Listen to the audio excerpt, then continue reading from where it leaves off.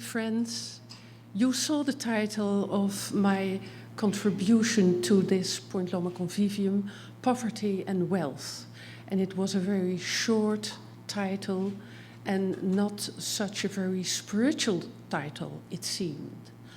But the task of members of any theosophical organization or center is not only to study and to build up a better view of cosmos and man, but is training themselves to step out of the relatively safe and protected environment of a study room or meditation room and step into the world. For our task is not to study and meditate, however necessary, but to step into the world. Otherwise, the whole Theosophical Society had no need. Yes, our task is to step outside. And I chose deliberately the hectic subject of poverty and wealth because the suffering nowadays is very concentrated on what you possess or not possess. Yes, not only America, but also other parts of the world have their recession and think about money and houses and mortgages very much. And at this moment, we have to take care of that. If we want to work as a compassionate organization, we must have the courage to leave our protected meditation rooms and step into the world of need and greed, I always call it. Yes, in Holland you have the term het grote graaien. I couldn't translate that, but need and greed says it also. But stepping into that world without being affected by it, that is the big training for us. And that is why I want to use this little amount of time this morning to help each other doing that. Not to drown into the world of money or lack of money, but to keep staying above it and then being able to do something for the suffering humanity. And you all had the time now to read that a bunch of words and letters, and it ends with, is no theosophist. So if you had the idea, if I meditate, it's enough, then this simple quotation of one of the works of a great theosophist proves you that it's otherwise. So how can we help the suffering world, suffering from the illusion that matter is something that makes you happy? What can we give as theosophists? We can give soup, bread and shelter. And for the starving human beings, that is a very good thing to do. But that is not a theosophical way of helping. What we can do is helping on two more parts. Never stop sharing your bread, please. But do more than that. Share your thoughts, for happiness is in the heart and in the mind, and that are thoughts and visions. And therefore, I try to build up a few visions this morning, for I trust you in the bread and soup department. But visions, to build that up is difficult. When we, as theosophical members of theosophical organizations, when we start to exchange visions with suffering people, most of the time we make it so difficult and intricate that we push them either away or in a meditation room, and we don't make them independent helpers of their neighbors. And that is what we want to do. So,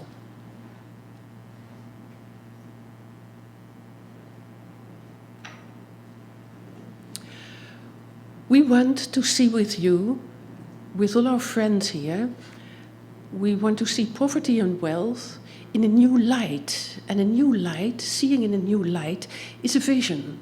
And what vision, which vision will help us to waken up people to see their situation in a new light? And we looked for it as a group, and we found one modest solution.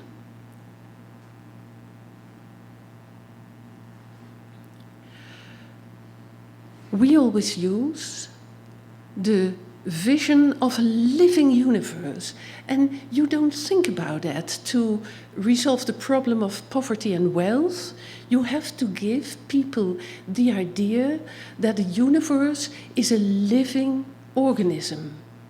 And we're not the first ones to say, for, how do you call that in English, Marcus Aurelius, Mark Aurel or something, what do you make of his name, already said it. Marcus Aurelius, thank you, Richard. Yes, it's the same, I didn't know. And he said, the universe is a living organism, and that is the secret of looking at poverty and wealth. For if we are able to let people see that the universe in which they live is as alive as they are themselves, then things are changing. If you realize that you are part of a gigantic living organism, that's fundamental proposition 2, yes, then people are starting to looking in another way.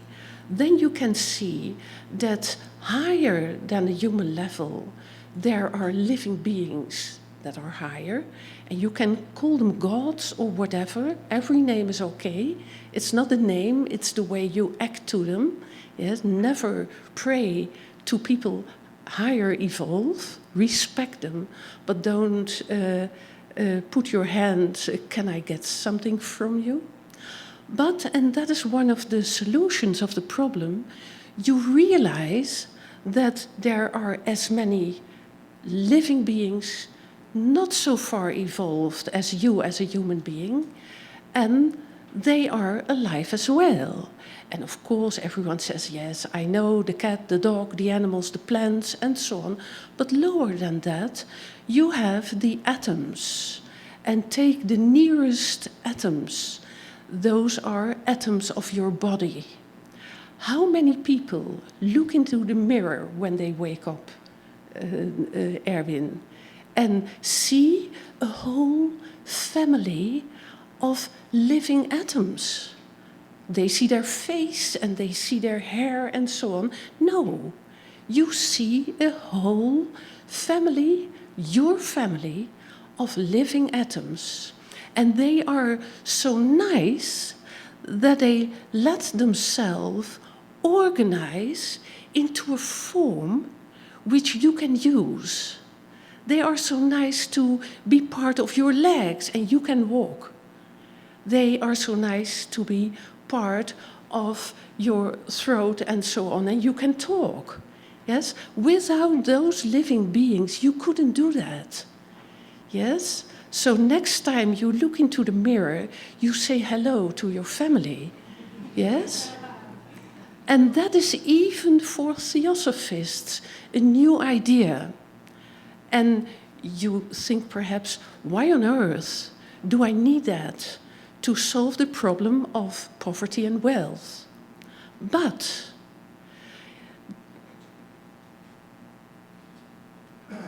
this one I told you.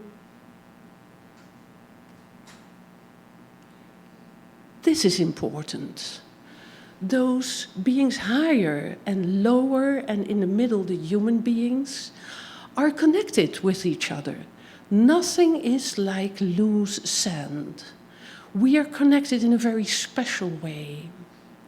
For every conscious being has from his heart or his source, don't think of the throbbing pump into your body, but from his inner source, every being is a kind of fountain from which many, but not innumerable, but a certain amount of living beings are flowing out.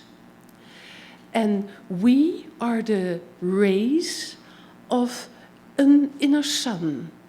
Yes, we as human beings, the middle part, flow out of the inner source of a higher evolved being. We give each other space to live and grow by that. And we as human beings are the source, each of us is the source of an enormous amount of lower evolved beings, of atoms. And it is not an endless amount, it is a certain amount. We cannot call them, we cannot count them all, but it is like a family. And you have your family of living atoms, and I have my family of living atoms. And that is not a possession, that is our family. And they are our younger brothers, they are our friends, and we are like, how do you call that? I miss a word, herder. Shepherd, but that's a little bit a church-related word, but I mean a real shepherd in the fields, yes, and the sheep. That is what we are for those living beings, lower evolved, within our sphere of consciousness. They live and reincarnate in our sphere. They are our friends we every time see back again, yes, when they reincarnate. If you see the world as a large, living organism with higher beings from which we flow and have our being, and lower beings than ourselves who flow from us and live within our sphere of consciousness, then you have a living universe. And if you are on birthday parties and whatever parties with family, friends and colleagues, you can use this very simple connection. Yes, it was really, we saw that in Germany, that people, Theosophical friends, were surprised when we said, that's your car, but that's not your car, that's a bunch of your family. Yes, and they said, now we see everything around us as living beings, as a whole collection of living atoms. And in this way you can let your friends see that the universe is alive. And that is a basis you have to build first. When you see, oh, the rich have to give to the poor, that will never work. Politics prove that for centuries, that is not a good way to work, because it doesn't give vision, and the vision we need. And this vision of a living universe and living beings and your own living family of life atoms is a very good start. So try that out on each other and on your friends, and you will see that they don't think you're a lunatic. They are thinking further. Try it.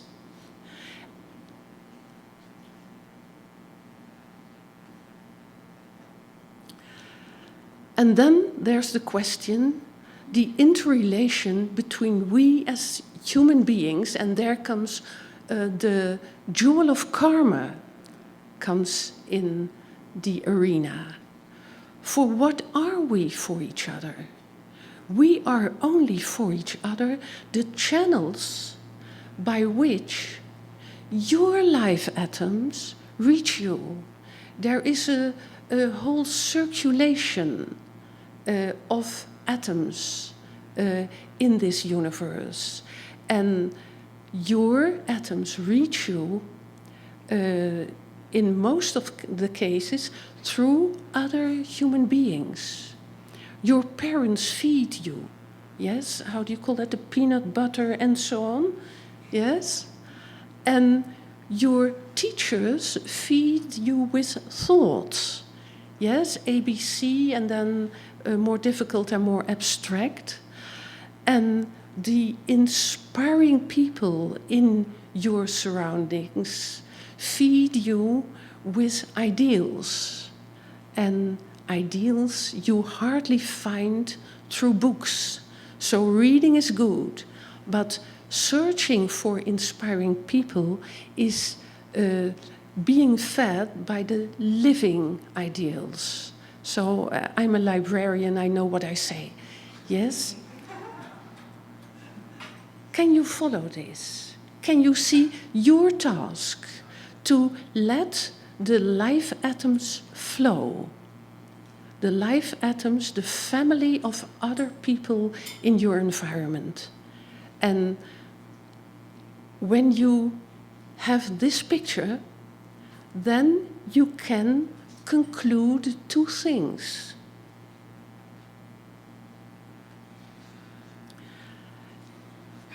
And I can assure you that you know Barend Voorham, one of the speakers in New York. He came from a very socially responsible family, and he was really angry when I said that. He said, "You have to say that to the people in Africa."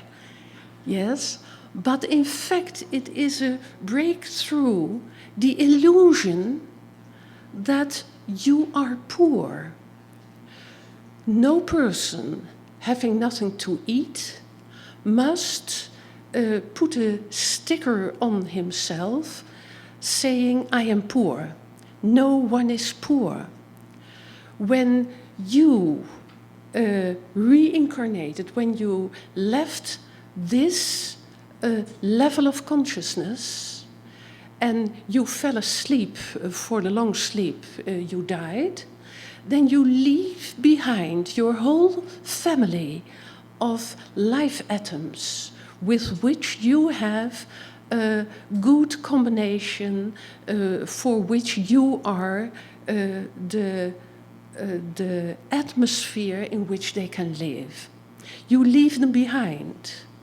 And there's one certainty in life: the moment you reincarnate again, all your life atoms will be waiting for you.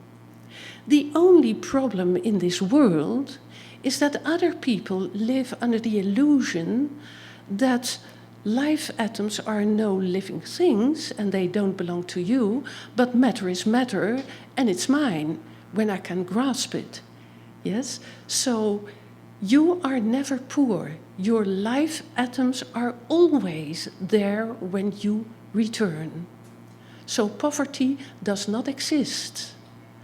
And that is very good for people to take the courage to say to themselves, "I am not poor.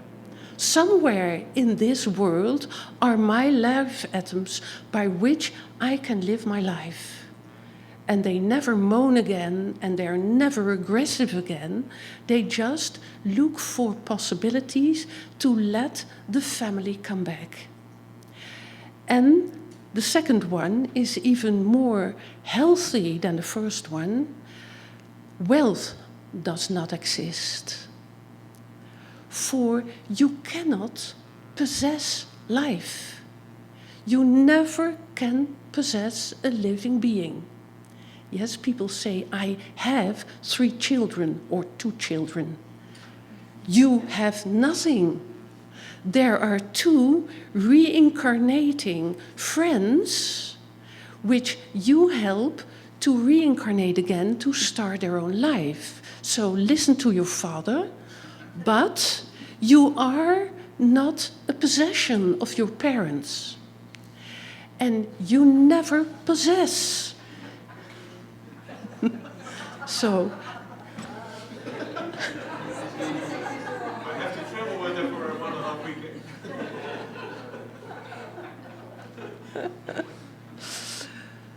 Wealth does not exist. It's an illusion.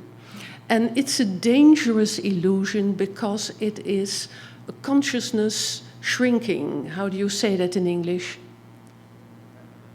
That you bury your own inner growth because you think you have wealth, you have possessions, and so on. You cannot possess living beings. Not your own life atoms, but certainly not the life atoms of your neighbor. Yes, and you don't need it. You don't need possessions because your own life atoms are always there. Yes? Now, if this is the first vision you can build up, not in half an hour, not in one workshop, but if it is a part of your own vision, then people will be affected by it. If that is clear, then I repeat, in fact, what we already saw yesterday in the lectures, that you have a certain level of life atoms belonging to your own atmosphere. You see that, the atoms of your body and your emotions, tendencies, passions, all things you leave behind when you die and rest on inner levels of this cosmos. And then you have your thoughts, also living beings. And in this company, I don't have to explain that, I think. You know that every thought you think is as alive as an atom or cell of your body. And those thoughts are also belonging to you.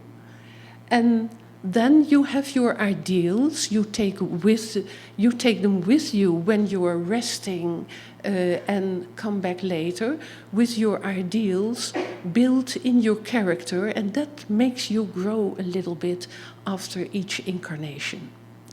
And if you see this line, it's easy for theosophists, but it's nice to explain to your family and your friends and your colleagues, because it's simple, but it's Buddhist simple. And then you see the three forms, the three levels of poverty, which doesn't exist, yes, but you see three levels where people can lacking their own building blocks, you can say, to live their life. And everyone knows everything about the outer poverty. Yes, every paper talks about it.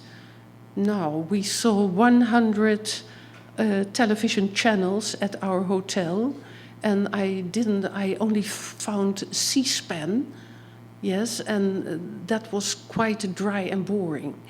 And the rest is only talking about wealth. Yes, have you ever looked at your television set with those eyes? Only the lower part of poverty. But the mental poverty and spiritual poverty is our task to detect. Yes, and have you ever walked somewhere and seen the spiritual poverty? Yes, you don't have to go to Africa to do your work as a theosophist. Yes, the mental and spiritual poverty, the absolute lack of knowledge and education, and the absolute lack of inspirational forces. Yes, that makes that we are not incarnated in the West for nothing. For here we have to do our job. Yes, that is where theosophists have to be active, and much more active than writing a check for the Red Cross or whatever. You see the three levels of poverty. Keep them in your mind.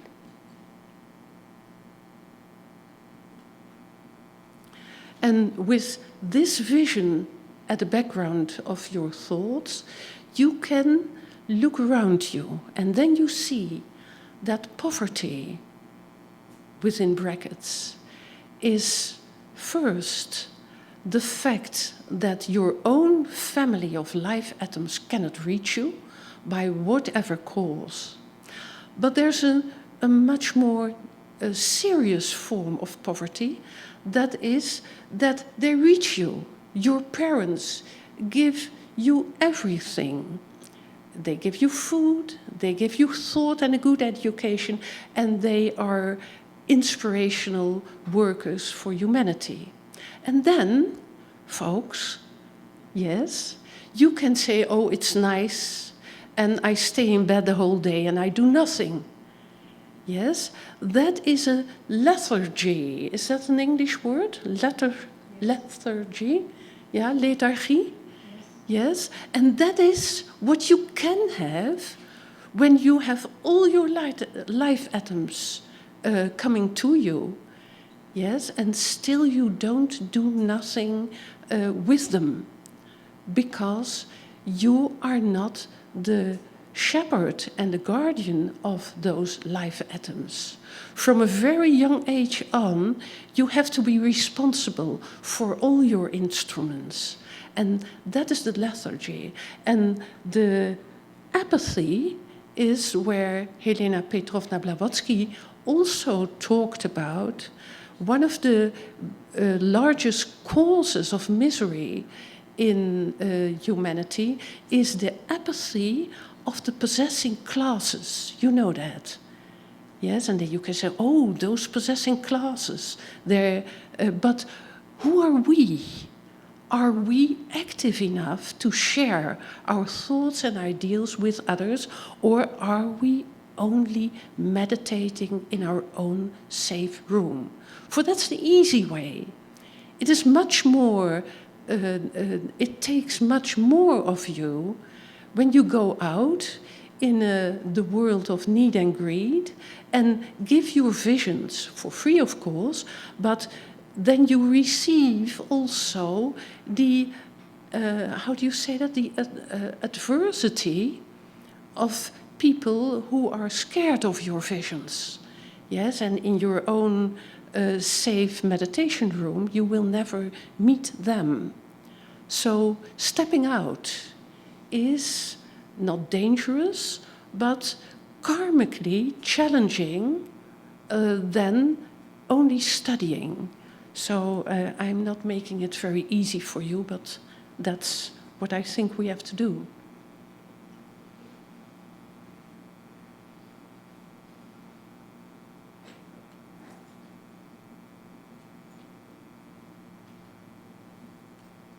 So what is poverty is clear now, and what is the cause of poverty? And this is for you important, to always stay compassionate when you look around it. The first superficial cause of poverty is avidya. And avidya is not stupidity. Avidya means that people have knowledge, but interpret their knowledge as matter, what we can see with our senses, that matter is reality. And they are lacking the ability to see behind matter the life. And that is why we build up the idea of the living universe. The life behind matter. Yes, the living units behind your car. Yes, that is in fact avidya, not seeing that. And that is how most people live. Yes, when I can eat, tomorrow I will be happy. Yes? The next step is fear to die. The reason why so many people collect things around them is to protect themselves from perishing. To collect and protect themselves, to go on the street and being nothing. Yes, you are someone when your house and all your possessions are in quite good order, and then you think, hooray, I'm safe. No, then life just starts, and people don't start then. And the third is the most severe form of wealth, and that is addiction to matter. And no one sees it in that way. We just had an article in a Dutch paper where they found out that in London, one of the most important financial centers of the world, there were 2,100 people having a salary, a yearly salary of more than £1 million. And when you hear that, every logical thinking person knows that no one needs £1 million to survive in a simple way the days. No one needs it. Yes, does anyone need? It's in fact difficult to spend it in a year. Yes, so there people think they are happy because they are earning money because of the money, not because of surviving, not because of avidya, but because of the money. They are happy when they have a salary of $2 million or $3 million. And no sane person can spend that. So we know now that they, and not only the very rich ones, but we have in our street a person who has 4 cars. Yes, and there are only 2 persons driving in that family. So why 4 cars? Yes, you see? And they don't realize, and we call it always, that they kidnap the children of others. They are in fact kidnappers of someone else's children.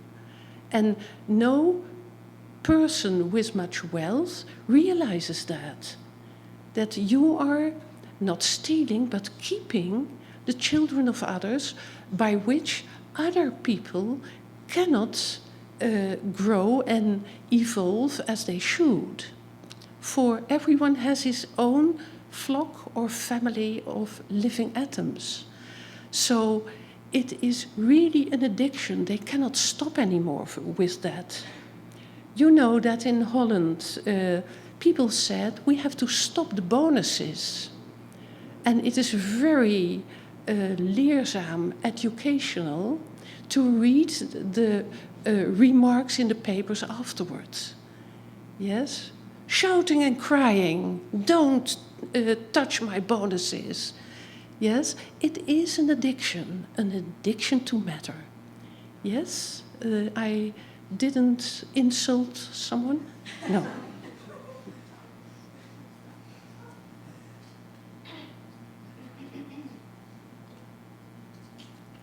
So, and now it becomes difficult.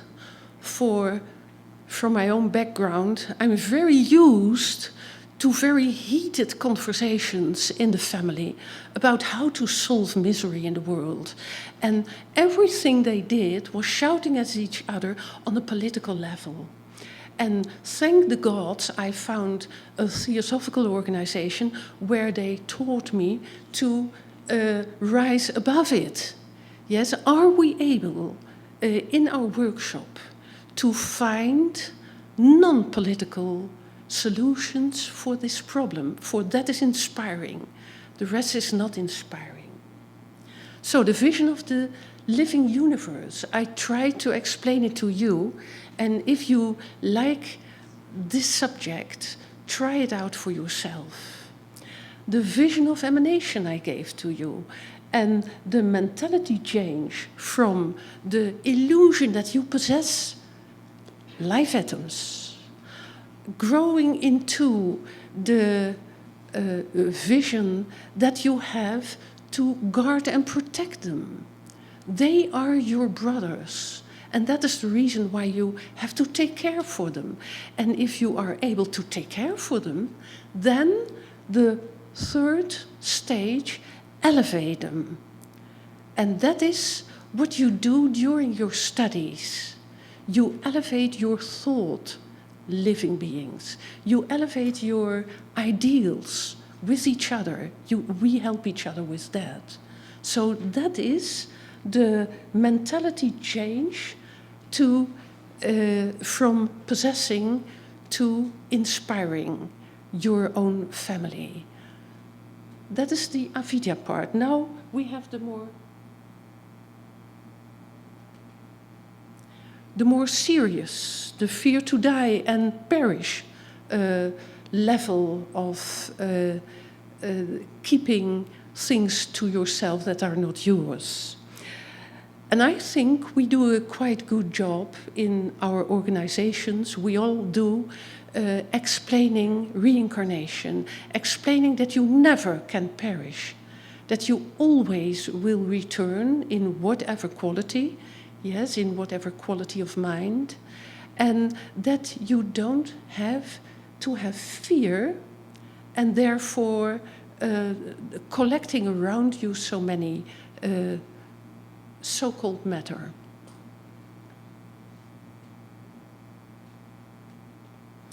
And the addiction is, you have to treat that as a society as any other addiction.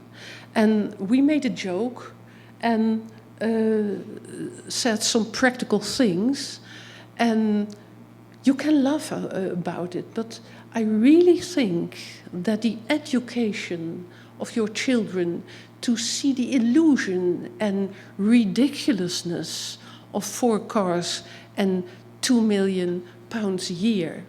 Yes, you can teach that your children, that is not a healthy way of living. Yes, that's an addiction. And if you think about wealth rehabilitation centers, yes, where you treat the wealth-addicted people as compassionate as the drug-addicted people nowadays, at least in Holland, they are compassionate in those clinics. I don't know the American situation. Are they compassionate? Or are they seeing it as a punishment? No, keep compassionate, but show yourself that you recognize it as an addiction. It is not a healthy situation. And who has the courage of us to stand and to say that, to explain that to others? Yes, I wanted to keep it up to here, and I want to invite you to look into your own life. We did that in Holland, and our own members came to surprising conclusions for their own life about wealth and poverty, and letting the life atoms of others stream. And then the more in society attitude of Theosophists or whoever has the courage to do that, what can we do to convince others that possession is an illusion, that poverty is an illusion, and that we all have to give to each other their own life atoms. So these are the 2 questions we wanted to ask you. And I hope that the title of this contribution already warned you for these questions. And I do hope you find some answers. What we do, because perhaps you're attacked by those questions, every workshop leader, or how do you call that? In charge, I have to say, Jim, Mira said to me, no leaders, you are in charge. Yes, Sunday. Yes, everyone, we have 4 persons being in charge. That is Erwin Herman and Bianca and me, we take 4 corners of this room, and we have 2 sheets of paper. And whatever is spontaneously coming out from you, from your heart and mind, we write it down, we glue it here to the wall, and you have still 2 days to add to that. Yes, there will be, how do you call it, a pencil with it. And if you, during your lunch, think, oh, I know something, then write it down, yes, by yourself after the workshop. And we plan to make a kind of article from everything. Yes, so you contribute to that statement to the outer world. Yes, do it Buddhic, non-political, non-aggressive, but in a way the vision of people will be broadened. So, am I in time? Very much.